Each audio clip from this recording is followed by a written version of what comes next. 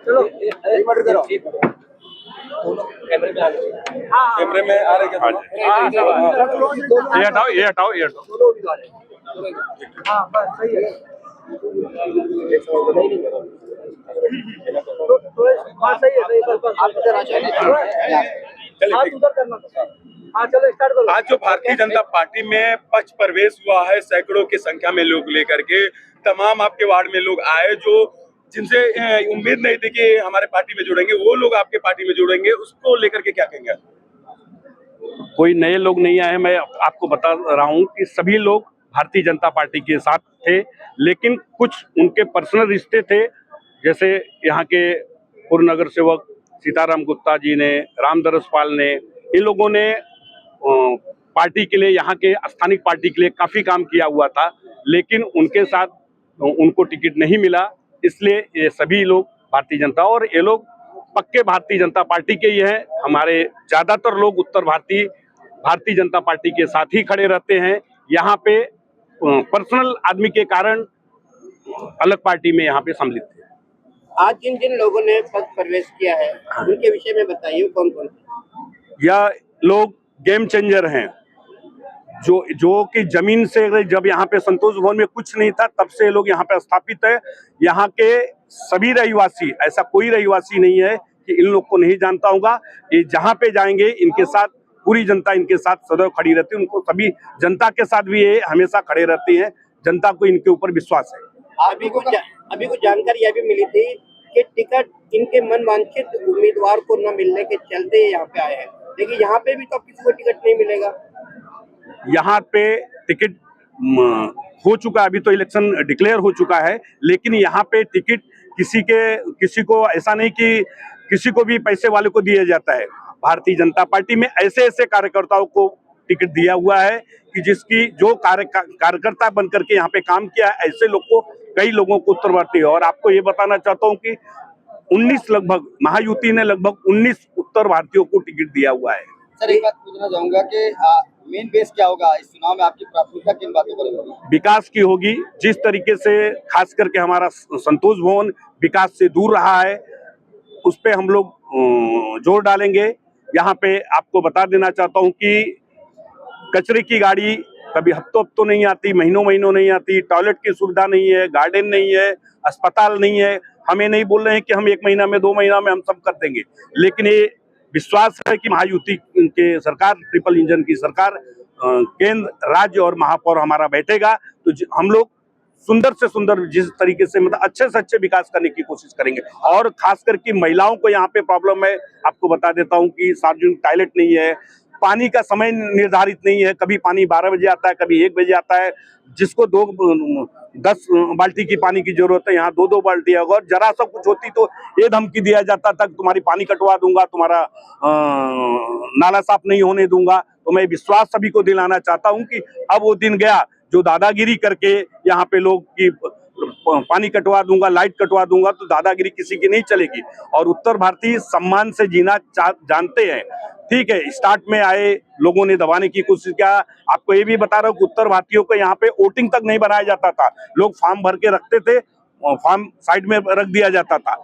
आज मोदी जी ने जो ऑनलाइन वोटिंग स्टार्ट किया, इसलिए आज यहाँ पे हजारों में, मुझे लग रहा है कि जिस तरीके से यहाँ पे वोटिंग बढ़ी है कि अब कोई भी वोटिंग कार्ड से वंचित नहीं है। नहीं तो इतने दिनों तक लोग वंचित थे वोटिंग कार्ड से, अपने अधिकार से। आपने अपने भाषण में अभी कहा कि वसूली चलता था यहाँ पर, तो क्या आपके कार्यकाल में वसूली नहीं होगी? नहीं होगी, मैं वादा करता हूँ नहीं होगा। बिल्डर जो जा करके, जो नगर सेवक, अगर यही पब्लिक मुझे नगर सेवक बनाती है और हम जा करके वसूली करते हैं तो ये गलत है। जो पब्लिक ने हमें पावर दिया, उन्हीं पब्लिक से मैं वसूली करूंगा तो ये नगर सेवक का काम नहीं है। नगर सेवक एक पद ऐसा होता है कि सामाजिक कार्य करने के लिए आप आते हो तो लोगों का सहयोग करो, ये नहीं कि अवैध वसूली करो। आगामी मनपा चुनाव के मद्देनजर आप आम जनता से क्या संदेश देना चाहेंगे? यही कि महायुति को विजयी बनावे, ट्रिपल इंजन की सरकार। जिस तरीके से आपने लोकसभा विधानसभा में परिवर्तन किया, महापौर यहाँ पे हमारे है और ये हम बैठाइए, ज्यादा से ज्यादा संख्या में महायुति को वोटिंग करिए। और यहाँ पे हम लोगों का यही रहेगा कि पहले भी बोला कि ये जो गुंडागर्दी, जो यहाँ पे प्रशासनिक तरीके से का नाम लेकर के दबाव डाल करके इस तरीके से अवैध वसूलियां होती थी। कुछ लोग करते थे नगर सेवक का नाम लेकर, या कौन करता होगा मतलब, या कुछ लोग जो दादागिरी करते उसे हम लोग रोकेंगे। और महिलाओं को जो जिस तरीके से असुविधाएं हैं, जो असुविधाएं, पानी नहीं, गटर नहीं, कचरे की गाड़ी नहीं आती, ये सब हम टैक्स भरते हैं, घर पट्टी इसी का हम भरते हैं कि हमें सुविधाएं मिले। लेकिन कभी भी कोई भी नगर सेवक या सभापति यहाँ पे इन चीजों पे जोर नहीं दिया। हम कोशिश करेंगे कि जो भी यहाँ के प्रॉब्लम, हम भी इस झोपड़पट्टी में रहे हैं, आपको बताना चाहता हूँ, इसी झोपड़पट्टी में रहे हैं। यहाँ का जो भी तकलीफें हैं, मुझे एहसास है, उसको हम दूर करने की कोशिश करेंगे। 2020 में एक जो श्रमिक ट्रेन चलाई गई थी, उस श्रमिक ट्रेन में जो मजदूर, जो गरीब यहाँ से जा रहे थे अपने गांव के लिए, उनसे पैसों की वसूली की गई थी, जबकि ये सारी चीजें, सुविधाएं बिल्कुल फ्री थी। और ये मुद्दा आपकी जो संस्था है उन्होंने बड़े जोर से उठाया था। क्या ये चुनाव में ये मुद्दा बनेगा? मैं आपको बताना चाहता हूँ कि हमारी एक संस्था शक्ति जनहित मंच थी है, और एक शक्ति जन महिला मंडल है जिसके अध्यक्ष हमारी हेमा सिंह जी हैं, और शक्ति जनहित मंच का अध्यक्ष मैं हूँ। हमारी लगभग 3 एम्बुलेंस सुविधाएं हैं जो कि यहाँ के पब्लिक को फ्री में दिया जाता है। और आपको लॉकडाउन की बातें बता रहा हूँ कि लॉकडाउन में शक्ति जनहित मंच हमारे जितने भी जरूरतमंद लोग होंगे हमारे इस स्लम में, ऐसा कोई घर नहीं बचा होगा जो कुछ लोग आए, कुछ लोग हम लोग गए, कोई भी हमारे ऑफिस से, शक्ति जनहित मंच के ऑफिस से आ करके लौटा नहीं होगा। हमने जितनी हो सकती है सहयोग करने की कुछ, हम ये नहीं बताया कि हमने इनको दिया, लेकिन हमने दोनों लॉकडाउन में लोगों को सहयोग दिया। और उस समय मैं पार्टी में नहीं था, लेकिन भारतीय जनता पार्टी सदस्य था, समर्थक था। उसी भारतीय जनता पार्टी के माननीय केंद्रीय हमारे केंद्र से मोदी जी ने फ्री ट्रेन सेवा सब जगह स्टार्ट किया था। लेकिन यहाँ के नगर सेवकों ने अवैध वसूलियां उनसे किसी ने सिलेंडर बेच करके दिया, किसी ने गहना बेच करके दिया, उनसे पैसा वसूला गया है, जिसपे आप लोग को पता ही होगा, उसको काफी लोगों ने कबूला भी था। हमारे यहाँ के नगर सेवकों की जिम्मेदारी थी कि अपने यहाँ के रहवासी जिन्होंने उनको नगर सेवक बनाया, उनकी जिम्मेदारी थी कि हमारे लोग सेफ अपने गांव जा सके। अगर जो गांव नहीं जाना चाहते तो यहाँ पे उनको राशन, जो भी सहयोग हो सकता है करने की कोशिश करें। लेकिन किसी ने, नगर सेवकों ने, बल्कि एक टीम बना करके अवैध वसूलियां किया है।